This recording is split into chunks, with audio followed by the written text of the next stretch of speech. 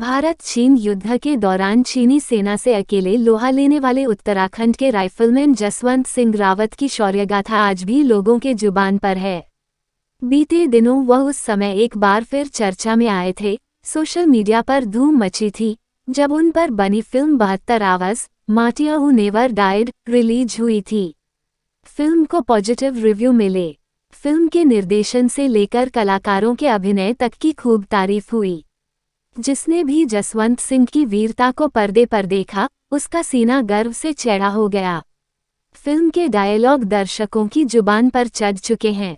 Film में युद्ध के दौरान जसवंत सिंह कहते हैं, हम लोग लौटे न लौटे, ये बक्से लौटे न लौटे, लेकिन हमारी कहानियां लौटती रहेंगी।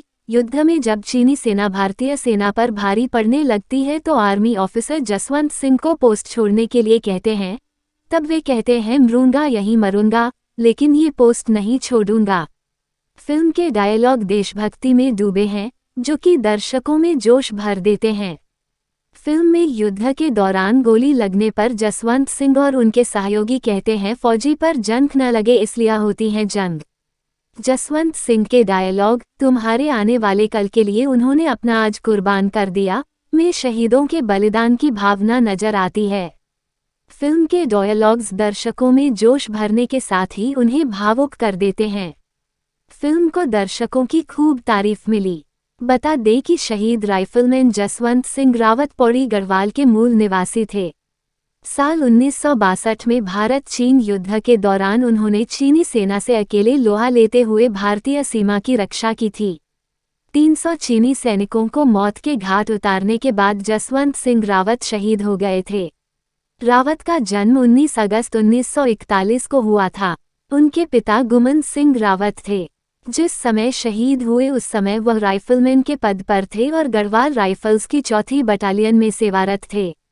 उन्होंने 1962 के भारत चीन युद्ध के दौरान अरुणाचल प्रदेश के तवांग के नूरारंग की लड़ाई में अहम भूमिका निभाई थी।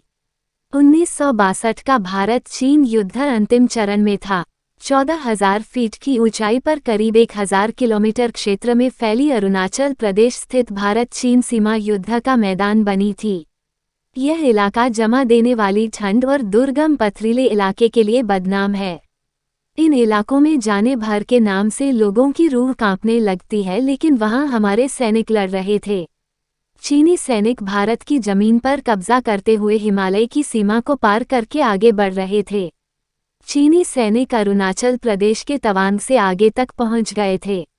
भारतीय सैनिक भी चीनी सैनिकों का डटकर मुकाबला कर रहे थे। कहा जाता है कि चीनी सैनिक उनके सिर को काटकर ले गए। युद्ध के बाद चीनी सेना ने उनके सिर को लौटा दिया।